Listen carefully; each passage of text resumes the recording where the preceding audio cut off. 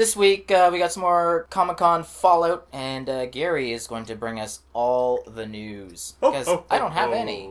He's Santa Claus this week. Yeah. Let's get this started!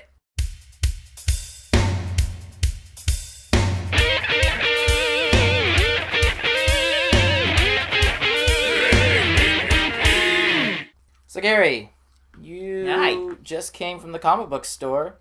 Just me? We did. What comic will you be reviewing? Well, I am going to be looking at Aquaman, number 24. It's the first month DC's kind of gets back on track after the, let's say, quote-unquote event that Villains Month was. So this is the first kickoff issue of Aquaman. It picks up the 6 months later storyline that ended in Aquaman 23. Is John still on the book?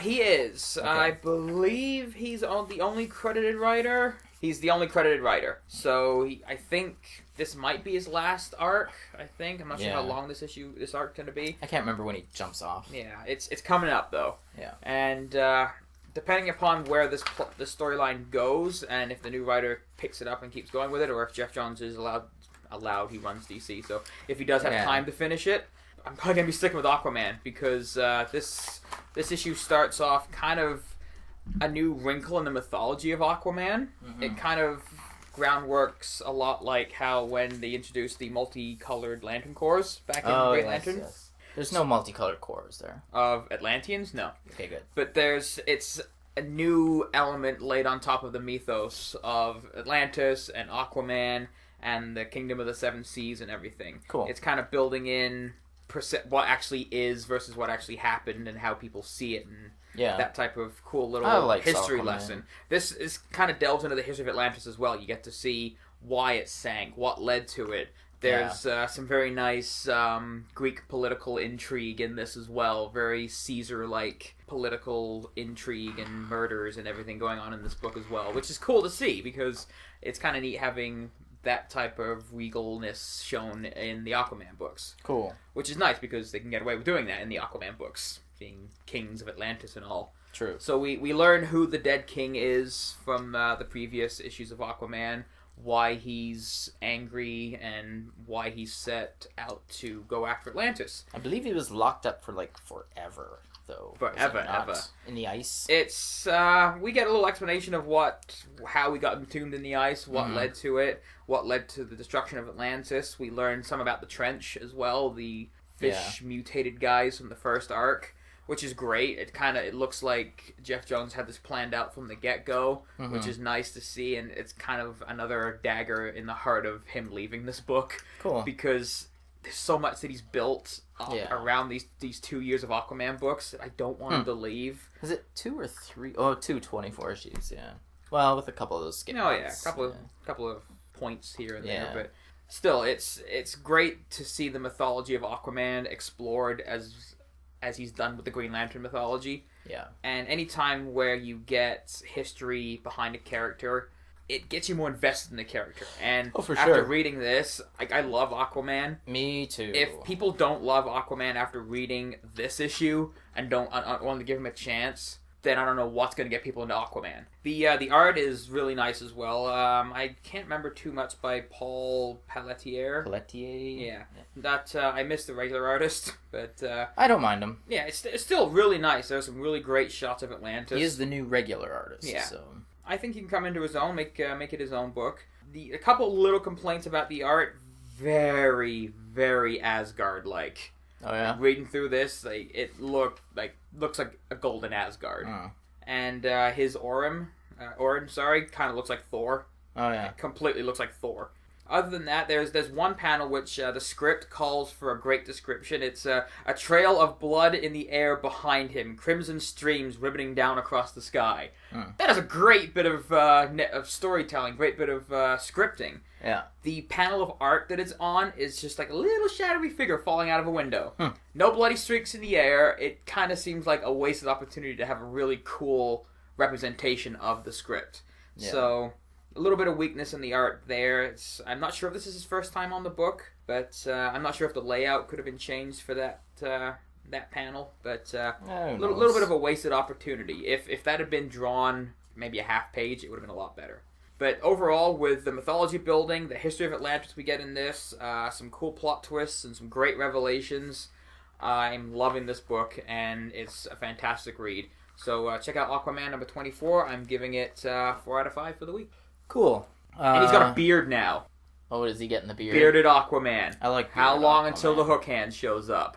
Over to you, Geoff. You've got a trade that you told us about last week. I do. A trade that I can't put any photos of the inside on, because no, the cover I'll use. There's some covers. Yeah. There's some good covers. But anyways, this week's trade review is Uber, the Enhanced Edition, Volume 1. The regular Volume 1 will be out in a month or two or something. This one's enhanced because it contains approximately, I believe they said, 176 or 156 extra pages of supplemental material. Oh, I thought it was rather thick for a Volume 1. Which is actually pretty cool because it's got all sorts of interviews with Kieran Gillen, the writer. Oh, I thought it would be script pages or something. There is a full script or 2 in here. Wow. There's all sorts of background material. I think there's a whole lot of sketches and preview pages and rough pages, and there's just everything you could ask for if you're looking for this type of stuff. Based upon what the story is and the title, I know it would be awful to have called it, but it really should have been called the Superior Edition. Maybe. Come on! But, so this is a story about World War II. It takes place at the very tail end of World War II.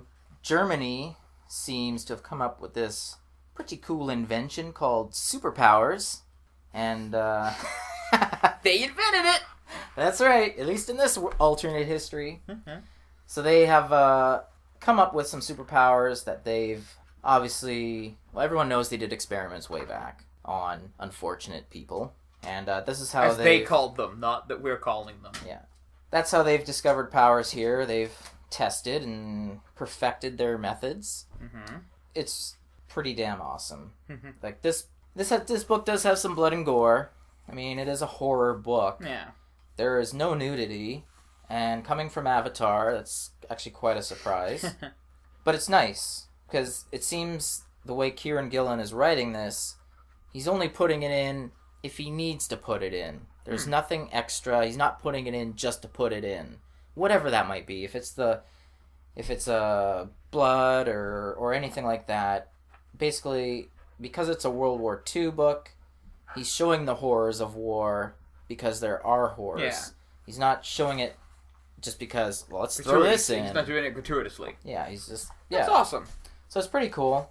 One of the cool things is the superpowered people. There's 3 main characters. Siegmund, and Siegfried, named after the Wagner opera. I like it because they're named... They have different classes of Ubers. Ubers, like, their name for the superpowers. Mm-hmm. So these 3 S guys are battleship class Ubers. And I like that they call them, like, battleships.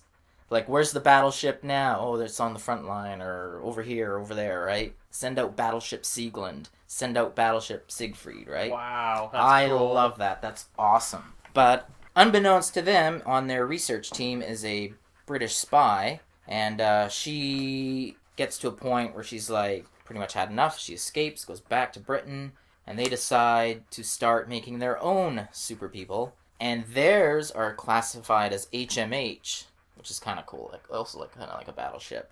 So yeah, there's little lesser Ubers. There's big, strong Ubers, like the battleship class. There's a lot of layers and a lot of levels to this book. And it just doesn't focus on the Germans. For the first little part, it does, because that's where the story opens. But then it pretty much splits its time between the Allies and the Germans and everything. And then it's just like a regular old World War II movie, kind of, with superpowers. Yeah. It's not gratuitous, I don't think, in my estimation. I mean, yes, there's some shots that, are bloody and, like I said, a little gruesome. But it seems like the writer knows when to pull the trigger on that. It is wartime. Yeah. So, stuff happens in war. There's been a lot of World War II books with superpowers like JSA, The Invaders, and so on over the years. I mean, DC has a whole Planet Earth 2 that took place. Well, I don't know about the New 52, but... It seems to be more, yeah, grounded a little. Mm-hmm. So, it's pretty cool. I really like it. I think it's one of Avatar's best books, actually. It's a great, great read. If you can't afford the, I believe, $35 US for this hardcover, just wait for the normal softcover. It'll collect 0 through 5. It does not have any of the extras. Mm-hmm. But that's what makes this one so cool. Reading the extras is great. It's got all writer's notes. It's got everything in here. Like, just everything. Check it out. Uber Volume 1. I really can't recommend it enough. I give it a 5 out of 5. I really, really liked it.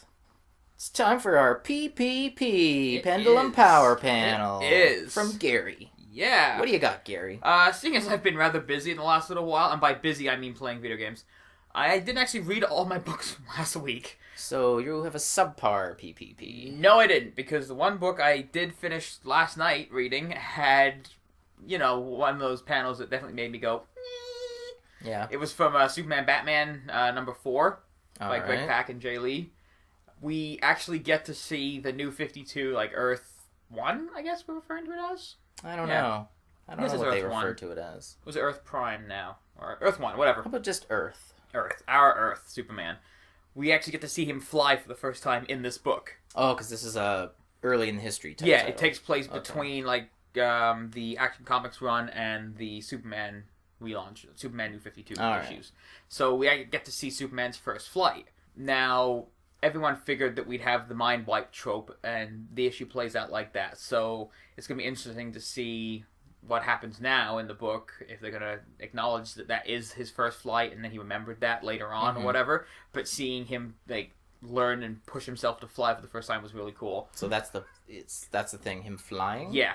It was Superman, the younger one, couldn't fly at this point, and he's kind of unsure about himself being able to do what needed to be done, but pushing himself to fly, that was definitely one of those cool panels, and that was my panel choice of the week. Cool. Yeah, it was definitely neat to see. Alright, cool. Comic-Con Fallout. We still have some stuff to talk about. Fallout makes it seem negative and poisonous and destructive. It means it's falling out all over the place. We got too much to talk about. I don't know. Seems uncomfortable. I don't know. Anyways, Fallout. What do we got left here? What do we got to talk about?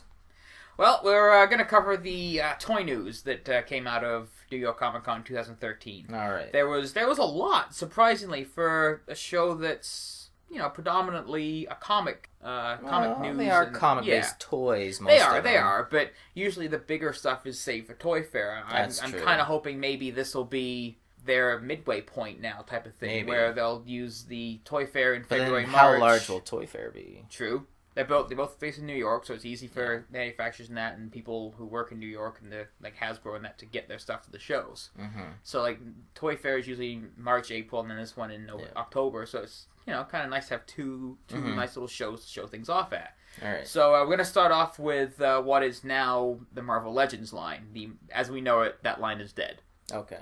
Then why is there news about it? Well, what it is, they've rebranded the line because they're tying it in more directly to the movies that come out. Oh, I see. They're putting comic book themed figures inside that line as well. Oh. So you'll get, there's a Captain America series coming out, and it's a Build-A-Figure. You get the S.H.I.E.L.D. Mandroid armor. Oh, that's cool. And it looks really, really cool. So in that series, there's going to be a Cap and Winter Soldier from the movie, a Red Skull from the first movie. People think it's a spoiler from Cap 2. No, Hugo Weaving's not in Cap 2. Yeah. But there's also a Hydra and AIM soldier for comic book influence. Oh, that's cool. So they have their weapons, and it's the Beehive armor version of the AIM soldier. There's swap runs as well, so partway through the production run, they switch over to a different figure. Yeah. So the Red Skull's getting a part 1 AIM soldier, Hydra soldier. Mm-hmm. So yeah, that's how they're using the marquee name of the movies to put movie figures out, but also kind of backdoor in some comic book figures, which, not bad. I wish they didn't have to do it, but I'd rather them do this than not have a Marvel Legends line at all. Yeah. Because, for better or worse, they're the best comic book figures we have out there. Mm-hmm. Articulation, paint, and sculpt, everything all in one. Cool. DC's kind of getting into that with some of the newer figures, so we'll see how that goes over time. Yeah. There's also, they announced the Amazing Spider-Man 2 wave of figures. The Build-A-Figure is the Ultimate Green Goblin. Cool. Kind of a bigger, bulkier figure, got the flames coming off and the horn ears and everything. But the cool figures coming out in this series, they showed off more of this movie line and comics line as opposed to the Captain America one. We saw more of them actually in person at this show. Mm-hmm. There's Amazing Spider-Man from the movie in the new costume that looks like a Spider-Man costume, thankfully. Electro from the movie. Those are the 2 movie-based figures, so get them out of the way. But there's the Superior Spider-Man, the 2.0 cool. one, where it's kind of black on the bottom, red on the top. I like that. That's a good costume because it's so different than what we usually get. Yeah. Finally, a new Carnage figure. It's been years since we've had a decent Carnage figure, and this one looks really good. Beetle, so Mach 2 Beetle type, and a new Black Cat figure. Oh, that's cool. And they're running off the new Moonstone body type for the Black Cat, so she doesn't look dumb anymore. Yeah. So I can see myself getting a few of these, and they look really good. They're what we're going with now for Marvel Legends, so I'm happy we have them. Yeah. Putting in some of the movie figures gets kids to buy them, and then backdooring in some of the comic figures gets me to buy them. So, kind of best of both. There you go. Yeah. There was a piece that wasn't announced at Comic-Con, but I think they showed off a prototype somewhere at the show. But it's a new Doctor Doom Legendary Scale figure from Sideshow. Yeah. This damn thing is 4 feet tall. It's mixed media type, so it has like a cloth cape and everything. You get 2 masks to swap out, so like the classic square or the round eyes. Yeah. And you can take the mask off as well, so he has like the burnt face underneath. It's got kind of like a magic effect on it, and the armor's kind of rune and engraved and everything, and I really want this, but it's $2,000. See, if you're going to go 4 feet tall, you might as well go life-size, I think. 4 feet, So you want like a 7-foot tall statue? Yes. So you want a $5,000 statue of Doctor Doom? If you're going to go all out, go all out. Where would you put it? Right there. We don't need this fireplace. We don't need this. Doom lives here now. It would be awesome. It would. Yeah. I would move anything in my home to have a life-size Doctor Doom statue. Yeah. But as it stands, I can't get the 4-foot tall one. So. Yeah. DC had some nice figure announcements. They're doing figures based upon the next DC animated feature, Justice League War. Mm-hmm. It's kind of their DC reboot of their movie universe into the new 52 style. Yeah. So we're getting Green Lantern, Shazam, Superman, Flash, and Wonder Woman. They have a really cool kind of squared off anime style. Oh. Wonder Woman has pants on, so it's kind of the earlier design that they're using in the movie. I don't mind it. Yeah, but they all look really, really good. The Superman figure is a little iffy with kind of a goofy look on his face. Mm. But the Shazam, the Green Lantern, the Flash look great. I'm not super sold on the movie as a concept right now, but I like the figures. The Shazam looks great, so that'll definitely be picking up. Cool. They also had their Earth 2 figures. Mm-hmm. We're getting Batman, Green Lantern, Flash, and Wonder Woman based upon the Earth 2 designs. So the cool Green Lantern armor and everything, the new Batman, and the Wonder Woman. So the Flash costume, I'm still not sold on, and I'm not big on it even in three-dimensional toy form. With DC's line of figures, the DC Universe has that line of figures has ended. The 6-inch super articulated Marvel Legends style figures has kind of come to an end. Mm. They're tapering off with some Injustice figures, kind of ending the line, and they're downsizing to 4-inch figures almost across the board for DC. So what this line of figures now is called DC Multiverse figures, I believe they're referring to them as. But we're getting some pretty cool figures. Yeah. They're starting off with the Arkham series of figures, so we're getting a Bane, Batman, Deadshot, we're getting an armored Batman, because everyone plays the Arkham series games, so we're getting them out of the way and giving those things to buy. But they had cool announcements as well. We're getting movie figures from DC. Now, I'm not talking Green Lantern. I'm not talking Man of Steel, I'm not talking Green Lantern, not talking Batman Begins or any of the Nolan series. We're getting a Batman from Tim Burton's original movie with a masked and unmasked head. Looks like Michael Keaton. From Batman Returns, we're getting Catwoman and Penguin. Wouldn't that Batman be a 3-inch figure? Shut up with your Michael Keaton jokes. From the Superman movie, we're getting a Christopher Reeve Superman figure. And from Superman 2, we're getting Zod. Huh. And for a 4-inch scale figure, they look pretty damn good. So I can see these being big sellers for kids as well as collectors, because we don't have that many figures of these characters, especially in a non-premium format. Yeah. And we haven't had figures of these characters in a while. So they're roughly G.I. Joe size in the Marvel Universe, 3 3/4 inch figures. I think they're kind of designed to go toe-to-toe with them. For production cost reasons, I think that's where the industry is going to be going, because $20 a figure for a 6-inch is getting up there. Like, I remember I used to buy my Marvel Legends for $12.99. Yeah. Now they're $20. So 3 3/4 figures are still going for like $11 or $12. So it's like we're going down in scale, but the price is still up there. They're also doing something called Total Hero figures. They're, again, 4-inch figures. They're kind of in a blocky style, kind of reminiscent of the Justice League Unlimited figures, a little bit more squared off. These ones are clearly aimed at kids. We're getting an Aquaman, Sinestro, Flash, Green Lantern, 2 different Batmans in black and gray, a Superman, Mr. Freeze for some reason, which seems a weird choice to toss in, and a Bizarro. Now, they look neat. They're clearly aimed at kids, but there's a couple ones that are interesting. There's a Black Manta figure with swappable heads. Yeah. There's a Green Lantern Corps figure, which is Jon Stewart, which is interesting because they're usually every time they do a Green Lantern figure, it's Hal Jordan. So cool. Maybe this is Jon Stewart could be the GL in the movie. We're going to eventually get a Justice League film. But there's a Batman Beyond figure. Has the Batman Beyond look of the figure, has the wings that are removable, but also has a Terry McGinnis head that can be swapped on, and an old Bruce Wayne head that can be swapped on. So I'm not sold on these Total Hero figures. They look okay. They have a neat little look to them, kind of halfway between what the Justice League War figures look like and a straight JLU figure style. That's alright. But with the multiple switch-out parts and everything, especially the Batman Beyond one, looks solid, so I can definitely see myself that one does sound pretty interesting. Yeah, because we haven't really got that many Batman Beyond figures. We've gotten a few in the DC Universe line, but that would be a cool figure to get. Speaking of the DC Universe, seeing as the subscription has kind of petered out and died, we are still going to be getting the Aquaman with the hook hand, Superboy, Ice, and Damian Wayne that they've been promoting and on the subscription service. They're going to be quarterly releases in 2014 from Matty Collector, which, they made them. They couldn't hit the subscriptions, but what they have, they're going to be selling. Okay. So it's going to be the end of the line. We also have the Watchmen figures that are coming out as well. Boo. They're comic based. Some of them look really good. Like the Night Owl one looks good. The Rorschach one looks good. The Comedian one looks okay. The Ozymandias one just has his shoulders look massive. Rob Liefeld shoulders. A little bit. They're a little Liefeldian. Yeah. My new word, Liefeldian. We're also getting what I would prefer to have had as the version that was released. The bound version of Doomsday is going to be the Comic-Con exclusive from Mattel next year. So the full green containment suit with the chains and everything on him, that's going to be released at Comic-Con. So I'm going to be getting a pre-order in for that. Cool. Because Doomsday in his full Rocky form, we've seen before.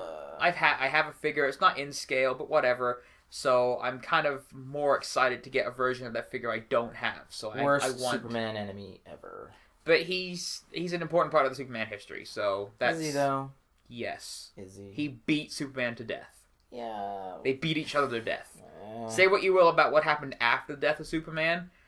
That's what that story is. It's just don't talk about my electric blue Superman. I will not actually, because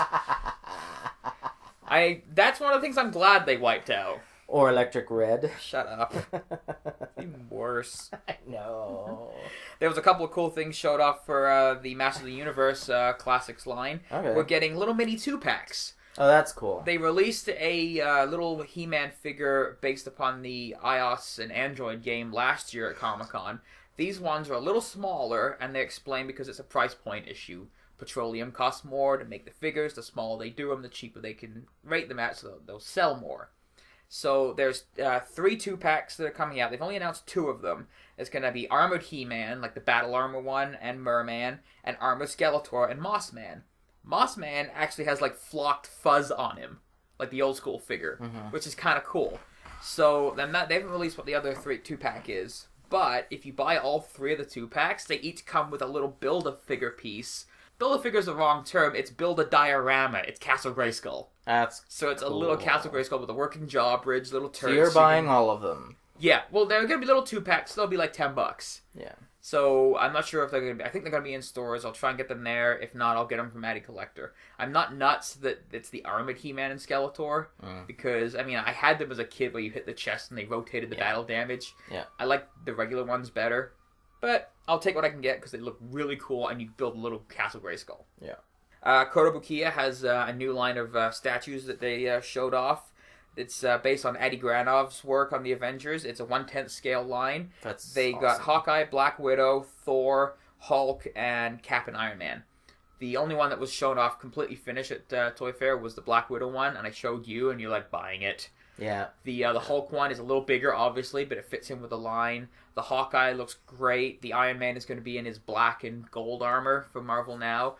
Thor has the cool new helmet style with the sleeves and everything. So it's going to be a damn good line of figures. And they're 1/10 scale, the same size as what they've released from DC over the last year or so. Yeah. So we're talking a $50 price point for these great-looking sculpted statues for an entire Avengers line. So, yeah, spaced out properly. They're affordable. They look great. And definitely worth a pickup. Cool. They showed off their For Tomorrow Superman figure based on Jim Lee's art. I think it's a larger scale figure. So it's going to have like a $200 price point. There's a lot of Jim Lee figures.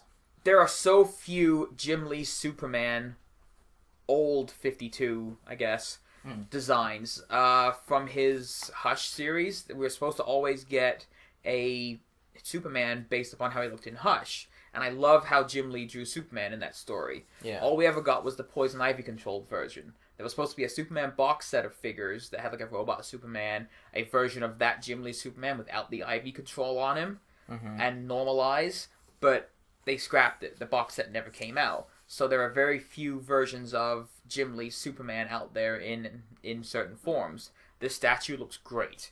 It's a classic Superman, got a great pose. The cape is all cool sculpted out, so it's not a cloth cape, and it looks fantastic. I'm thinking it's probably going to be $250, $300, so that might be a worthy investment. Cool. As I mentioned before, from Kotobukiya, the DC line of figures that they've been putting out a little while, so all 7 members of the Justice League. They're continuing that line. They're doing Catwoman with swappable goggles on. Yeah. So you can put goggles on, goggles up, different styles. There's a Nightwing as well in his New 52 costume, as well as matching Shazam and Black Adam pieces. Oh, that's cool. Shazam has the black torn cape and everything, and having those two pieces side by side on display, they looked fantastic. I can easily see them being a pickup right off the bat. As soon as they're on the shelf, I'm going to be grabbing one. They look great. Star Wars from Hasbro had some more pieces in their Black Series of figures, the 3 3/4 inch line. The next series is going to have a Dagobah Luke, Yoda, Snowtrooper Commander, and some guy named Turin Farr, who I have no idea who the hell that is. And it's a weird figure to put in. I know exactly. Yeah, you don't at all. Explain. I bet you I do. Who? It is a crappy figure from a crappy universe. That's not an explanation. That's an opinion. Story done. Not an That's where those two things differentiate, Geoff. The coolest thing about the two of the figures they announced in the 3 3/4 inch line is the Dagobah Luke and Yoda. One of them comes with a little backpack. You can actually combine them. So you can put the Luke, you have Luke with the backpack on and Yoda on his back, like from Empire in the training montage scenes. So that's really cool. As great as that is, I kind of wish they had saved that ability for the 6-inch Black Series figures, because that would be fantastic. We've had no indication whether we're getting Yoda in the Black Series 6-inch figure scale. They've showed off the Series 2 Black figures. No Yoda in there, but they've shown off an Anakin from Episode 3. Kind of... Mannequin Skywalker. I am emotion. Emoting. But the 3 3/4 inch classic Star Wars scale, but I've got a couple of the 6-inch figures, and they're so much better. Yeah. The price point is a little high, but you get a lot out of it. Cool. It's definitely worth the money for them. So keep an eye out for the new Star Wars figures. To finish off, we've got Square Enix as pumping out some great figures. Now, these are a price point item. They usually range between the $75 and $90 range, depending upon what you get in the set. They have an entire DC Universe line, which is kind of... They've redesigned the characters based upon their art style. So they're very anime-style, video game-esque. They've got big weapons, glowing pieces, huge armor. You know, look at a Final Fantasy game. That's what you're getting with their DC-styled versions. They look great. They got great articulation on them. And they're big figures. You're not talking little tiny figures. These are fairly sized figures. We're also getting an Aliens figure and a Predator figure from them, which is really cool because they're nicely sculpted again. Great poses, articulation you can do, and they're bigger than normal. There's also RoboCop figures that are coming out from Square Enix. So there's a classic RoboCop. New RoboCop with both the gray and the black armor. Oh, yeah. On these figures, it looks good. I just wish it wasn't from the new movie. But they look good. Square Enix is pumping out a lot of cool figures. There's some Star Trek figures. Unfortunately, they're only from the new series. So that's a little disappointing. But they're continuing on with their neat designs. Great line. Great articulation. Great sculpts. Great accessories you get with them. Cool. I personally, actually today, just got my first Square Enix figure. I picked up the Raiden from Metal Gear Rising from our comic book store. The box had some damage on it, so it was $25. No way I wasn't going to not get it. Good deal. So I'm going to be cracking that out of the box. And the damn thing's it's got to be probably 12 inches tall, this thing. And it's, a cyborg ninja. Pretty cool. Done. That's all I need to know. Yeah. Giant friggin' sword. It's fantastic. So hopefully we'll be having a review up from that. But cool. That was basically Comic-Con New York Toy 2013. Right. I have one little bit of New York news, which I've suddenly remembered over the course of your discussion.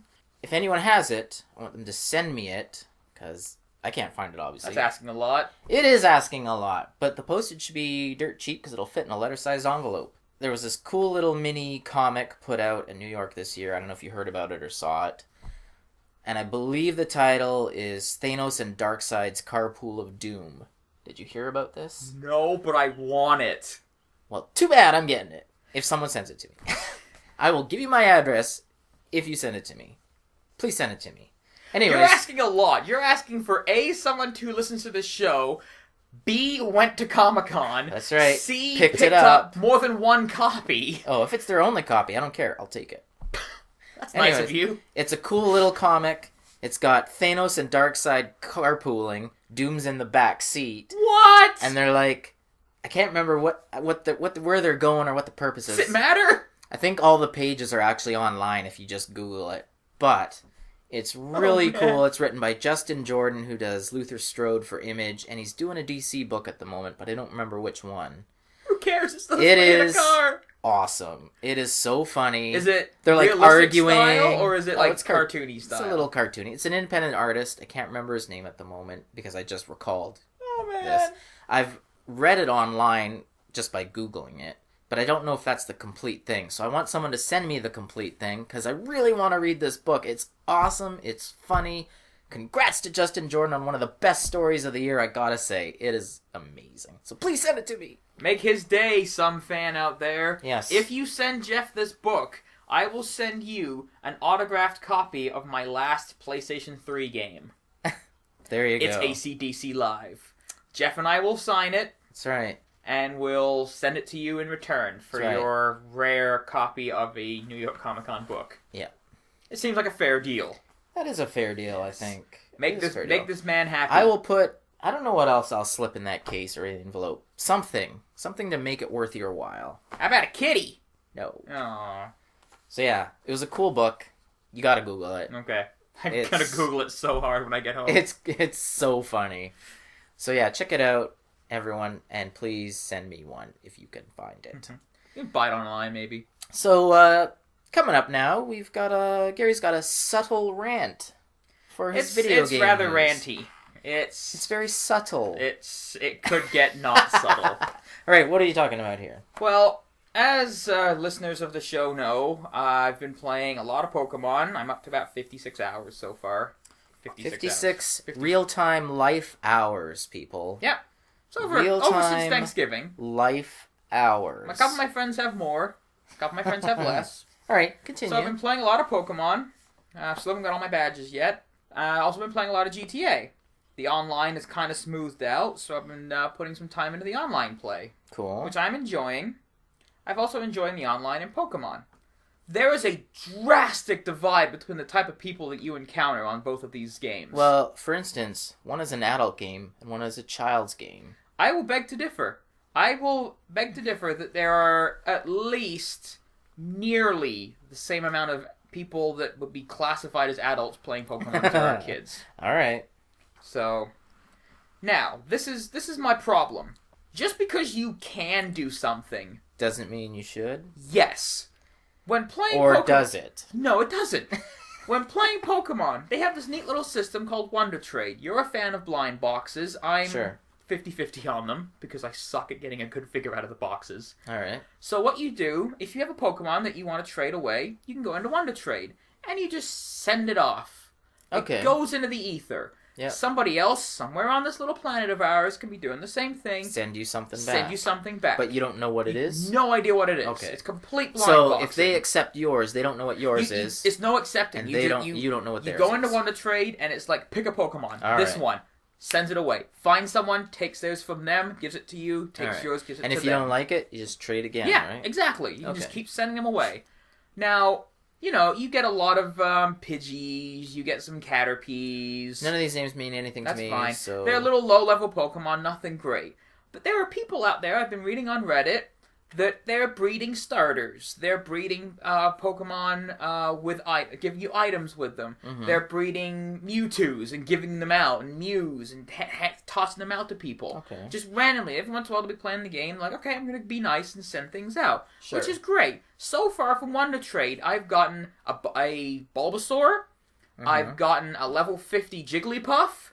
I've gotten a level 50 Ditto. Which is there anything wrong with these level 50 characters? No, I was not handing out fantastic stuff. I don't have that much stuff yet because I haven't beaten the game. But, I'm just I'm putting things out. Some things that are only available in my version of the game, I'm tossing out, and this is what I get back. All right. So I get a level 50 Ditto, which I can breed with any other Pokemon in the game to make little versions, and I can send them out and trade. And, it gave me basically a blank genetic template, which I can breed with my Pokemon. Mm-hmm. Which I was dumbfounded that I got one. You're only supposed to get this after the end game. Okay. Someone tossed that out into the wild, and I got it from them. Cool. I also got, I got 2 starters, like one from the new game, one from the old originals. I also got one of my Pokemon that was infected with, like, the Pokemon version of this virus that you can infect your other Pokemon with, but it's a good virus. It increases their stats higher than if they don't have it. So what is your complaint, then? No, my complaint is, not a complaint against this game, there are nice people playing this game. Darn you, nice people. Darn you. So they're being nice. It's a nice community of people trading things out. This is what makes me think it's not all kids playing the game. Because kids would be like, take my Weedle, take these crappy things I don't want. But there are people out there that are playing these games that have been playing them for a while, like myself. How dare you people be this courteous. Is the good side of it. This is the good part. And I decide to... Okay, I don't decide to stop playing. My DS runs out of battery power. So while I'm recharging my DS, I hop onto GTA Online. All right. I'm driving around. I finally have enough money because I haven't gotten my deposits from Rockstar, my $500,000 yet. I have enough money for missions to buy a piece of property.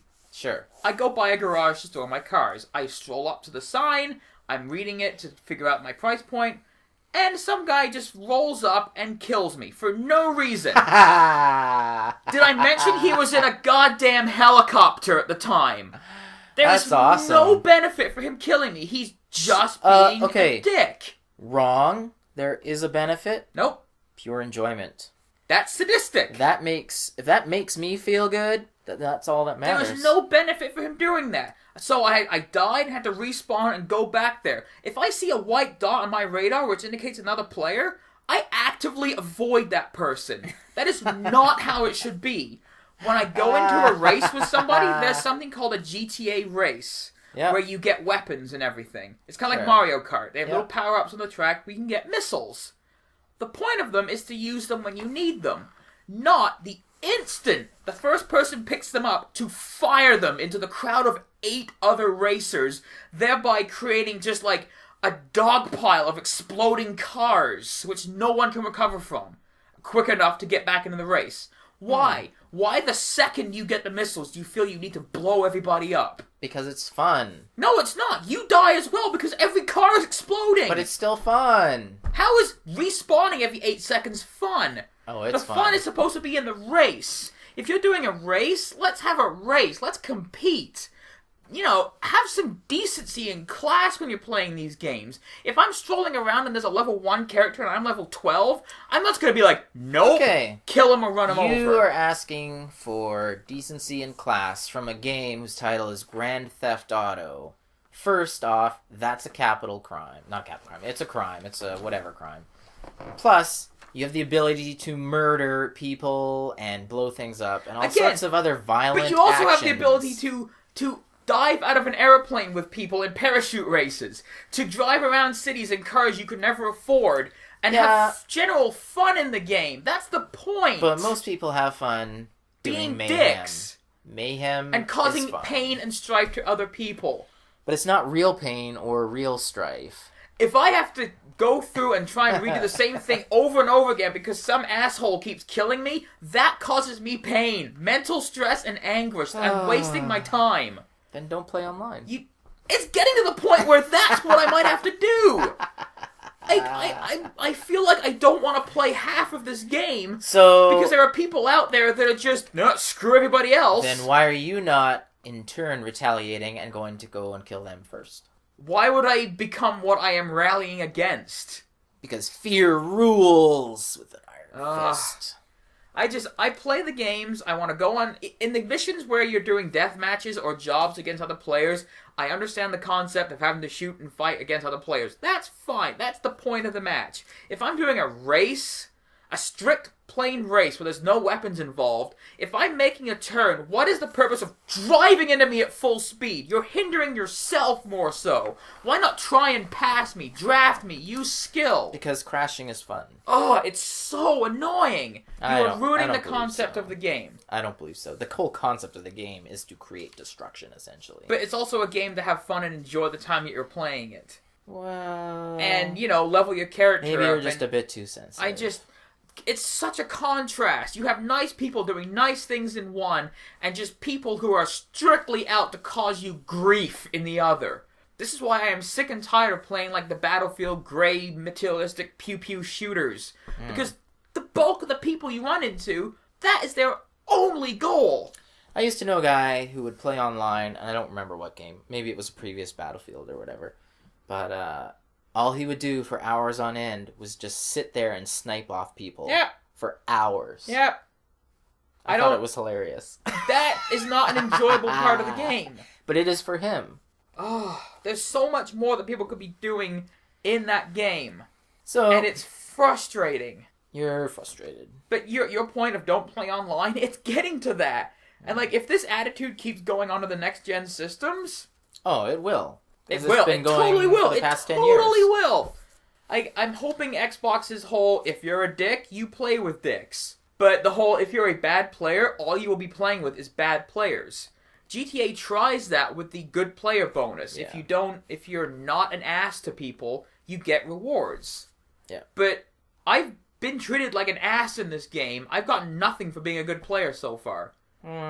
And why am I getting punished for other people not caring? Yeah. The guy was in a helicopter. He shot missiles at me. Why? Oh, well. Alright, and so to wrap it up, Pokemon players are nice, friendly people who will give you nice things in return for your nicety. GTA players can be mean, spiteful, horrible people who will do nothing but ruin your day. Much like any other online game in the whole world. Yes. So... not really a new argument, just you're finally feeling the wrath. It shouldn't be.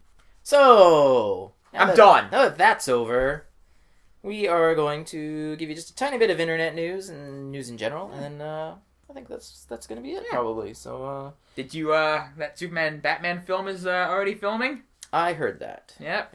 And I'm calling it Superman-Batman for the strict reason, as I explained to you earlier, if you call it Batman-Superman, it seems more like a Batman film, and it's not. I don't really think that's news, though, because films film all the time. Yeah, but they filmed a part of this movie already. They haven't even finished casting the damn thing. Yeah, so what? And it's kind of, like having it filmed this far ahead of the normal production date is kind of an interesting thing. It's probably just background stuff. And there's a scene in a football stadium. That stuff. They filmed it after a game, asked people to stick around. Yeah. They filmed a couple of plays. Zack Snyder was actually there, so it's kind of important. I mean, they could have had a second unit director show up to do it. Having Zack Snyder on set is like, okay, maybe this is whatever. kind of maybe the some explosion scene. I mean, I don't like how it's another football scene, which, I don't want to believe that it's in there to draw parallels with Dark Knight Rises, but it could be just to, put that image in people's minds. Yeah. But yeah, they filmed scenes of a game between Gotham University and Metropolis University. I hate you. I really do. Films film all the time, man. Come on. But I'm just saying, it's cool that it's starting this soon after the film was announced. I figured it would be filming this soon, though. You figured it. I did. Okay. Because it was originally supposed to be out this summer, and then they changed it. Originally to the original plans, before Batman was even involved. Never gonna be out in a year. They were gonna pump it out. They said so. No, they didn't. Yes, they did. No one officially attached to anything connected to that movie. Yes, they did.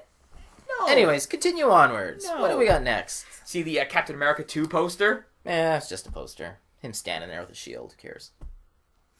Yeah, him standing there with his shield at the back of his Quinjet with a helicarrier flying over Washington.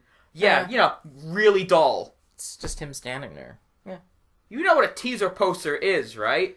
I do. Did you want him moving? Because that's called a trailer. I would have preferred a trailer. We're getting one with Thor. Yes, we're getting one tomorrow. I think teaser trailer comes out. There'll be something attached with Thor. I thought the poster was great. Marvel does a great job of making teaser posters for their own films. Other people making not so much. Yeah, the X-Men First Class sequel posters, design wise and concept wise, are cool. In execution, terrible. Yeah, just bad. This teaser poster looked really cool. He's standing at the back of a Quinjet. The helicarrier is flying low, and it had like a brandish mark on it, so we know that that's not the only helicarrier that exists. There's more, which was one of the things I was kind of wondering out of Avengers. Yeah. Is that the only helicarrier? But it kind of looks like there's more than one now, which I'm psyched about. And the fact that it's over Washington, there look like some fights and battles going on. He had a different costume on, even the one we've seen from the movie so far. It kind of looked World War II style one that he had with the helmet, which hopefully, fingers crossed. We'll see. I'd rather see the trailer. Yeah.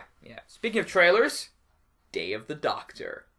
Yeah, the 50th anniversary trailer. Yeah, that was pretty cool. That was really cool. I liked it. The three-dimensional painted William Hartnell thing in HD was really neat. Clearly fake, but they did a good job of it. And just going through all the doctors and the little tiny hints and clues here and there, like the Fez sitting in the beginning and the jelly babies and everything. Yeah. And I thought it was really cool. It was really a pretty well great done. trailer. I liked it. It didn't sound like Matt Smith through the whole... I know he did the narration, but it didn't sound... I thought it was like William Hurt. Yeah. I thought it was him doing the voiceover, but apparently it's Matt Smith. I don't know if he deliberately lowered his voice a little or tried to put on a bit of a twinge in his voice to make him sound a little bit more... I don't know, grizzled, but I cannot wait for this. It's going to be showing in theaters in the U.S. in 3D, which, if there's a U.S. theater that I could get to and go see. And it might be up here. Hard to say. When it gets closer to the day, you never know, right? Yeah. So, did you see the 75th anniversary Superman clip? I've not watched that because I want to watch it on my Man of Steel Blu-ray when I get it. You're waiting to watch a minute 30-second clip? Well, it's the whole thing that's going to be on the thing that Bruce Timm and Zack Snyder did. It's longer than that. No, it's not. I thought the whole thing was longer than a minute, and so it's like that they did to celebrate the 75th anniversary. It better be longer than a minute and a half. Maybe it's like 2 minutes. I don't know. But it goes through every incarnation, shows it all. It's great. It's been playing online on every I know. site. I've actively avoided it because I want to watch it on my Man of Steel Blu-ray. Because I do. I want to enjoy it as it was intended to be seen on the Man of Steel Blu-ray.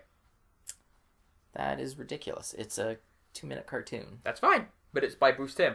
I want to watch it on my TV. You are ridiculous. That's fine. Every other person in the world has seen this. You're making a big deal about a poster. Come on. Yeah. This is an awesome animated friggin' cartoon. I'm gonna watch it on my Man of Steel Blu-ray. It was pretty cool. It had George Reeves Superman even. Like George Reeves the animated. That was awesome. Yeah. That's why I want to see it not on my little computer Electric screen. Superman, red and blue. Yeah, awesome. That was pretty awesome. Mullet Superman. I understand what's in it. I want to see Love seeing Mullet Superman. Nice. He was pretty cool. Did not enjoy the Jim Lee versions. Go to hell. They were garbage. I love my Jim Lee Superman. You suck. Well, the way it was animated, really? It looked very, it was like they drew it on a piece of cardboard, then cut it out, and then pasted it on the animation cell. That's how bad it looked. South Park episode? That's how bad it looked. Park? Yeah, It was terrible. The rest it flowed so seamlessly. Yeah. Till that last Jim Lee one. And then it was garbage. Was it New 52 Superman? New 52 Superman, yeah. Okay. It was the worst one. They did skip over some parts, though. Yeah? Yes, they skipped out on, actually, a lot of the... Actually, after the Dan Jurgens 90s stuff, until pretty much the New 52, they skipped over that whole period. Not that he changed very much. Yeah, there were some good artists' representations of him during that time. But they skipped pretty much over the whole thing. That whole decade. Seriously, there's no Quietly Superman in there from All-Star. Oh, that is a travesty. Yeah, I know. Like, All-Star Superman is like the Superman book people tell people to read if they don't like Superman. Yeah, I know. Did not include that? Didn't see it in there. Ouch. Nope. There was a lot, though. Like, the George Reeves one was awesome. Yeah. I thought really cool. The Fleischer Superman. Oh, I love the Tim Burton Superman. Everything was in there. It was great. The Christopher Reeve Superman was in there. Everyone was in there. Nice. Yeah, well, when I get my Man of Steel Blu-ray on my PS4. Speaking of PS4, quick side note, got my PS4 controller. Thank you, Canadian EB Games. Just tossing out the pre-orders to people when they walk in the store. That's cool. You got a controller? Here you go. You pre-ordered it. Enjoy. So, I may have been sitting in front of my TV watching YouTube videos while holding the controller. To play, yeah. Just getting the feel of it. The feel of the controller. Yeah. It feels really good. In the back of Guardians of the Galaxy last week, did you read Guardians of the Galaxy? Not yet. I guess it was sort of half-teased. Original Nova might be coming back. Richie? Ryder. Yeah. Plus, finally, maybe an explanation of the Cancerverse. What the heck happened there? So that'll be cool. Don't know exactly when that's happening. But in the coming year. So that might be cool. Will he be taking over the Nova book, I wonder? That'd be interesting. I don't know. Put him on the Avengers again. I doubt it. Or join the Guardians. Maybe Avengers World, that new title. Maybe. With how great they did Nova towards the end of that run, put him on Guardians. I know. He should be on Guardians. Have him... They won't have him lead the Guardians. Because... Today, there was news, like literally today. I don't know if you saw it. Daredevil canceled. Well, ending. Yeah, they might reboot it. All new Daredevil, #1. They'll probably keep Mark Waid on it. Yeah, there's been nothing about writers or team yet. So. But they'll probably just keep it status quo. Just renumber it back at #1, like a new season sort of thing. And... Which means they'll put all those, 34 issues, I think it will be? 35. 35. Into a couple of omnibus, maybe an omnibus in a couple of years. Just one, it'll fit one. I'll grab that, because why not? It's been freaking spectacular. I know, on the PlayStation note, did you see the PlayStation 4 commercial they put out? I did not. What it is, it was made in the UK. It looks back through the entire history of PlayStation, back when the PlayStation 1 came out in, 98? I'd say 98. All the way up to the PS4. And it's the same two guys who don't appear to have aged that much. Their style has changed. But it's like in the UK, and they're playing their games, they're booting up the systems, so you get that cool sound effect from all the system boot-ups. And it rotates around the room to show like how everything's kind of changed. Their TV gets bigger and thinner, their computer gets smaller. And it pans around the outside. You see like the London skyscape changing, like the big egg pops up, the big wheel and everything's there.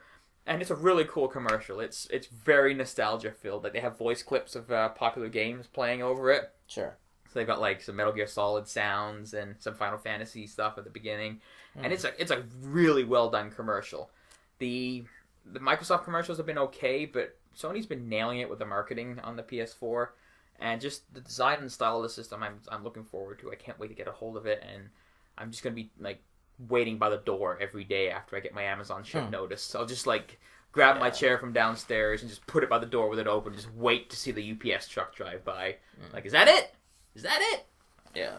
Do you hear this is the final bit of news that I wanted to bring up. The Ben Kingsley story that I did not hear or see anything about that. He's filmed something new for Marvel. Alright. So I'm probably just an extra on the... No, Iron Man Blu-ray's already come out. I'm thinking it's one of their shorts that's going to be on maybe the Thor. Yeah, because he was still alive. They took Trevor into custody. Yeah. I think it's going to be on the Thor Blu-ray, the Thor Dark World Blu-ray. Where he's actually the actual Mandarin? I'm hoping that's what it is, where he's just... It's not a joke? He's like Kaiser Sose. It's like he's been trolling everybody. He is actually the Mandarin. Yeah. More than likely, it's just showing like a comedy bit of him after he gets arrested. Probably. I mean... But that would be awesome if he was actually I think it's too obvious for him to be the real Mandarin. That's why I don't think Marvel would do it. Maybe not. But if they did, how much better is Iron Man 3? It'd be way better. like, retroactively making Iron Man 3 a better film. Yeah. I liked Iron Man 3 better than 2, not as good as 1. Yeah. 3 had its problems and issues. Yeah. The biggest issue, one of the issues I remember people complaining about was, why is it set at Christmas? Yeah. Shane Black film. Yeah. There's your answer. Does it affect the movie in any way that it's set at Christmas? Right, so why is it an issue? Yeah, I know. People complained about it. I'm like, whatever. But, yeah, if they do that, if they have Trevor Slattery, like, say he's in custody, and he's still, that Trevor style. Yeah. And then, like, he gets busted out of jail for some reason, and then, like, just flips the hood up, and, like, he is actually the Mandarin. Or he just holds up his hands and all the rings fly on, or something. Or they start glowing, or whatever. Yeah, like, just something cool. Ah! That would be awesome. I think it'd be fantastic. I think it'd be cool for them to do something like that. Yeah, that would be really neat. But yeah, he said he worked with a bunch of the Iron Man 3 crew again, and people are like, huh? That's really like that. Yeah, that's the number one theory, like, I guess theory / hopefulness that's what it is. He is actually the Mandarin, and he was running the show. So. Yeah, I really do. So I guess on that note, we're going to bring this to a close, but you can always catch us on our Facebook page, on the Pendulum Podcast on Facebook. You can subscribe to our channel here, the Pendulum on TV. You can read us at our respective blogs. Gary's is at shelflifewagonrock.wordpress.com. Cool. Which hasn't been updated for a while because I've been playing GTA Pokemon. And I'm my other blog, my little toy photo sites. I've been gathering some photos. I want to have enough in the bank before I start throwing them up there. So cool. Because winter's coming. That's true. And you're on the Twitters, aren't you? I'm on the Twitters, at the Wagnarok. Cool. I'm on WordPress at thetelltalemind.com. Nailed it. I also am on the Tumblr at mindmelds-home.com. You can email us or message us or anything us anytime you want. Or send Geoff a free comic book. That's right. Send me Thanos and Darkseid Carpool of Doom. Please send it. I had no idea Doom was going to be in there based upon how you were talking about it. Yeah. It was like, of Doom. All right, it's just like, a bad day type of thing. Nope, it's literally That's what Doom. I thought originally until I saw him sitting in the back seat. It was awesome. Doom should ride shotgun. Or it's Darkseid and Thanos. It's one or the other. Thanos and Darkseid, Darkseid and Thanos. I'm not sure. Next week, we got some more on-the-spot comic reviews. No New York Comic-Con fallout. We are done with that. So we'll have other news and other stuffs to talk about. Yeah. My trade review next week will be Miss Peregrine's Home for Peculiar Children. A different kind of graphic novel, I must say. It looks different. It does. Tune in next week, and we'll see you then. Dust jackets.